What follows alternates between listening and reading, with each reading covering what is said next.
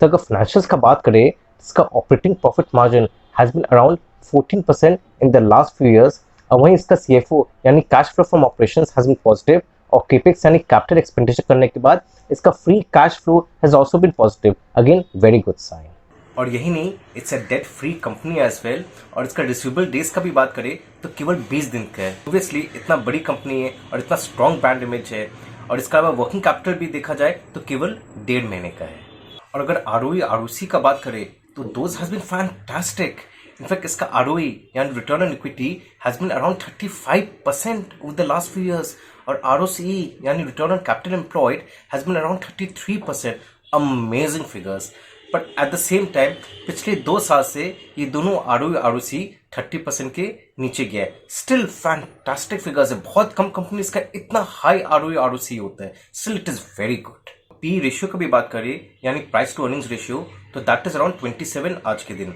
वैसे इसका historic P has been around 17-18, पर क्या दोस्तों आज के दिन मोस्ट ऑफ द कंपनीज का P is quite high, because obviously most of the companies का earnings has actually not caught up with the increase in price in the stocks। Her company का stock price आसमान छू रहा है, जबरदस्त बढ़ रहा है। ये मार्च के लोस के हिसाब से देखा जाए बहुत बढ़ गया है, पर अगर देखें लास्ट पिछले 5 साल में तो ऐसा भी नहीं कि बहुत जबरदस्त बढ़ा है। पिछले 5 साल के हिसाब से कोई खास नहीं बढ़ा है, पर मार्च के लोस के हिसाब से तो देखा जाए जबरदस्त रिकवरी हुआ है। वैसे देखा जाए तो मार्केट तो ह्यूज है टू व्हीलर्स का। In fact total number of vehicles on road में almost 80% is actually dominated by the two wheelers. In fact three wheelers का भी बात करें तो both passenger and goods vehicle including tempos तो केवल 4% of the total number of vehicles है। और वहीं बसेस और ट्रक्स का बात करें तो they only contribute 3% of the total vehicles on road. Actually पहले इस कंपनी का नाम पड़ता था hero Honda Motors limited, and it was actually joint venture between the Munjal family and the Honda motor corporation. In fact 1985 से जो मोटरसाइकिल्स मैन्युफैक्चर करना शुरू कर दी थी कंपनी। फिर 2011 में इनकी जो जॉइंट वेंचर है वो डिसॉल्व हो गया, ये दोनों कंपनी सेपरेट हो गया। उसके बाद भी कंपनी काफ़ी ग्रो करती रही है, and it has 6 plants across India, जैसे आपके हो गए धरुहरा में, गुरुग्राम में, हरिद्वार, वडोदरा जो गुजरात में है, और चित्तूर आंध्र प्रदेश में। उसके अलावा it also has a global part centre in Neemrana जो राजस्थान में है, और इसका combined manufacturing capacity is actually 92 lakh units per annum. और यही नहीं, it also has plants in Villarrica जो कोलंबिया में है, और जसोर जो बांग्लादेश में है। In fact it has 2 R&D centres यानी रिसर्च एंड डेवलपमेंट सेंटर्स, उनमें से एक हो गया centre of innovation and technology जो जयपुर में है, और हीरोटेक सेंटर जो जर्मनी में है। Actually, this company is the largest motorcycle manufacturer and the 4th largest scooter manufacturer in India. In fact, इसका मोटरसाइकिल सेगमेंट में टोटल मिला के 54% का मार्केट शेयर है, और वहीं स्कूटर सेगमेंट में 11%। वैसे देखा जाए तो इंडस्ट्री में 5 मेजर प्लेयर्स है, basically Honda, Bajaj, TVS, Eicher और ऑब्वियसली हीरो। तो यहाँ के सबसे बड़ा आराम यह है कि अगर ये सब जो जितने भी ब्रांड्स है ये अपने जो निश कैटेगरीज में अगर स्ट्रॉन्ग रहे ना, तब तो कोई खास कंपटीशन नहीं रहेगा। पर यहाँ ऐसा नहीं होता है। यहाँ की हर कंपनी ट्राई करती है कि अपने नए नए प्रोडक्ट्स लॉन्च करे, वो अभी अलग अलग सेगमेंट्स में, ताकि उसका कोई मार्केट शेयर वो कैप्चर कर पाए। अनलाइक सीमेंट इंडस्ट्री जहाँ बेसिकली उन लोग मिलजुल के काम करते हैं, यहाँ इस इंडस्ट्री में इंटेंस कंपटीशन है। इसलिए यहाँ you have to keep innovating your products. अपने सेगमेंट में बहुत स्ट्रॉन्ग रहना पड़ेगा, और दूसरे सेगमेंट्स में भी अपना प्रोडक्ट्स लॉन्च करके उसका भी मार्केट शेयर गेन करते रहना पड़ेगा। अब इस कंपनी का कौन से सेगमेंट में सबसे ज्यादा स्ट्रेंथ है? It is in the commuter segment यानी लो एंड सेगमेंट में। व्हाई? बिकॉज एक तो इकोनॉमीज ऑफ स्केल है, जिसके कारण इसका लोअर कॉस्ट ऑफ प्रोडक्शन है, और उस कारण से ये अपना प्रॉफिट मार्जिन भी लिमिटेड रख पाती है। इससे क्या होता है ना कि जितने भी और जो ब्रांड्स है उनके लिए बहुत मुश्किल होता है कंपीट करना, specially with such low margin. Because ये लो मार्जिन इसलिए रख पाते हैं क्योंकि इसका कॉस्ट ऑफ प्रोडक्शन लो है, उन लोग सक नहीं पाते इसके सामने। इनफैक्ट बजाज भी जो अपने लो एंड मॉडल्स बेचती है उसमें खास कमा नहीं पाती। इनफैक्ट बहुत बार तो वो लॉस में बेचती है just to compete against Hero MotoCorp.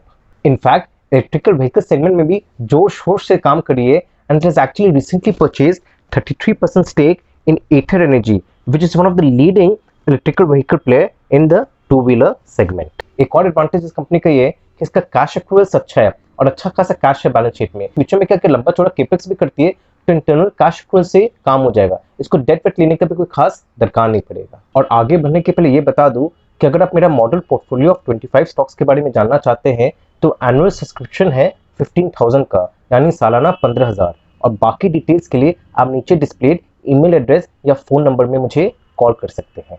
पर एक्चुअली प्रॉब्लम क्या हो रहा है कि पिछला 5 साल में कंपनी का सेल्स में कोई खास ग्रोथ नहीं आया है।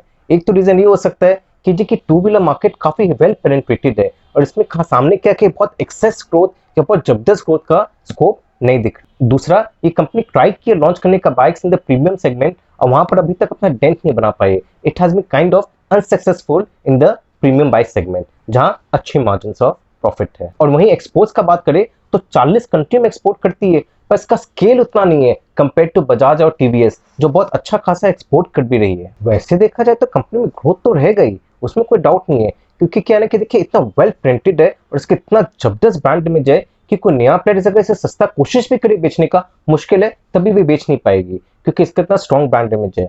दूसरा, और कंपनी ट्राई कर रहे अपना बाइक्स इस दाम में बेचने का, वेल इस कंपनी को कंप्लीट नहीं कर पा रही है क्योंकि जानबूझ के ये अपना मार्जिन स्लो रखिए ताकि दूसरी कंपनी सोच नहीं पाए इस सेगमेंट में उसको compete करने का। ऊपर से ये अपना सर्विस क्वालिटी में भी कहीं तरह का डिसअपॉइंटमेंट नहीं लाने चाह रही है। इनफैक्ट 5 years का वारंटी देती है कंपनी ऑन इट्स बाइक्स। और सिंस ये company entry level two wheelers बनाती है तो इसमें क्या खास टेक्नोलॉजी लाने का कोई स्कोप नहीं है। ऐसा नहीं कि कोई नया कंपनी कोई जबरदस्त टेक्नोलॉजी ले आएगी जिससे डिस्टर्ब होगा इस कंपनी के सेल्स में, वैसा कुछ होने वाला नहीं है। इसलिए कंपनी चलेगी अच्छा खासा। Yes, electrical vehicles might change the face of the industry, पर उसमें समय लगेगा। वैसे देखा जाए तो इलेक्ट्रिकल व्हीकल्स सस्ते तो आएंगे नहीं इतने जल्दी, टाइम लगेगा उस टेक्नोलॉजी को सस्ता होने में। हाँ, पर जिस दिन वो टेक्नोलॉजी सस्ता हो जाएगा और उसका सर्विस करने में भी आराम रहेगा, ऊपर से जो स्टेशन रहेंगे जो चार्ज करेंगे उस सब इलेक्ट्रिक व्हीकल्स को, वो भी अच्छा खासा बन जाएगा, प्रॉपर इंफ्रास्ट्रक्चर तैयार हो जाएगा, then maybe there might be disruption in the entire industry। वैसे देखा जाए तो two wheelers which are below 150cc उसमें तो hero MotoCorp is actually king in the market, कोई डाउट ही नहीं है।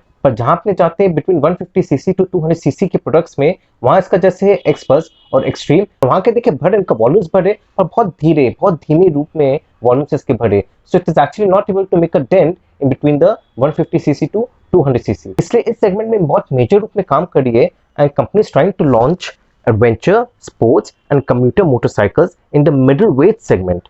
In fact, it's working on a 300 to 400cc motorcycle as its Jaipur R&D center। वहीं अपना जर्मनी का R&D सेंटर में भी मेजर रूप में काम करिए to launch premium vehicles। और हाई सेगमेंट में the company actually has an arrangement with Harley Davidson where it will sell and service Harley Davidson motorcycles, parts, accessories and general merchandise। And as part of the licensing agreement, it will also develop and sell a range of premium motorcycles under the Harley Davidson brand name। Problem क्या हो रहा है, अब Harley Davidson खुद तो try की थी अपना बाइक्स बेचने के इंडिया में, पर अनसक्सेसफुल रही। इसलिए क्या है, it has entered into an agreement with the hero MotoCorp क्योंकि वो सक नहीं पाए। क्यों? क्योंकि cheapest Harley Davidson iron 883 actually starts at 8 lakh rupees। In fact, it had launched Street 750 and Street Road models priced at 4.7 lakhs and 6 lakhs for India, but वो भी discontinue कर दी क्योंकि वो सब भी चला नहीं। एंड द मेन रीजन कि हार्ले डेविडसन कंपनी को वापस जाना पड़ा क्योंकि it was actually importing components and assembling it's motorcycles in India. Import करी थी कंपोनेंट्स, इसलिए इंपोर्ट ड्यूटीज काफी हाई रहता है, उस कारण से उसका अपनी जो मोटरसाइकिल्स है it had to price it much higher. और एक्चुअली 3000 यूनिट्स केवल बेच पा रही थी पूरे साल में, तो बहुत ही बुरा हाल था कंपनी का। अब वहीं देखिए जहां रॉयल एनफील्ड आपको 1.5-2 लाख में मिल जाता है, वहीं आपका 4, 5, 8 लाख के बाइक्स कहाँ बिके, मुश्किल हो रहा था बेचने में। इसलिए अगर हीरो मोटोकॉर्प को भी डेंट लाना है इन the premium segment, in the real premium segment, तो उसको क्या है, लोकल मैन्युफैक्चरिंग करना ही पड़ेगा। इंपोर्ट करके करेगी तो सक नहीं पाएगी इन सब कंपनीज के सामने। अगर प्रीमियम सेगमेंट में अच्छी तरह से काम करना है, एक अच्छा मार्केट शेयर कैप्चर करना है, तो it has to locally manufacture the entire bike in India. और कंपनी कुछ ना कुछ काम करती रहती है, जैसे कंपनी ने लॉन्च किया था बाइक एम्बुलेंसेज कुछ महीने पहले, स्पेशली उन लोगों के लिए जो बेसिकली बहुत रिमोट एरियाज में रिसाइड करते हैं या बहुत ही रूरल एरियाज है जहां से हॉस्पिटल काफी दूर है या वहां प्रॉपर एम्बुलेंसेज पहुंचने में टाइम लगे। अब बाइक्स तो फटाफट पहुंच जाती है, इसलिए ये कंपनी ने ये एम्बुलेंसेज लॉन्च किया। और ये सब जो बाइक्स है ये सब स्पेशल बाइक्स है क्योंकि ये सब बाइक्स में आपका ऑक्सीजन सिलेंडर है, फिर फर्स्ट एड किट है, स्ट्रेचर है और फायर एक्सटिंग्विशर भी है। तो यहाँ के बेसिकली टाइमली ट्रीटमेंट मिल जाता है तो patients living in very remote areas. आशा करता हूँ कि आपको ये वीडियो अच्छा लगा और इसी टाइप के मैं और इंटरेस्टिंग वीडियोस आपके सामने लाता रहूँगा। Thank you very much. नमस्ते।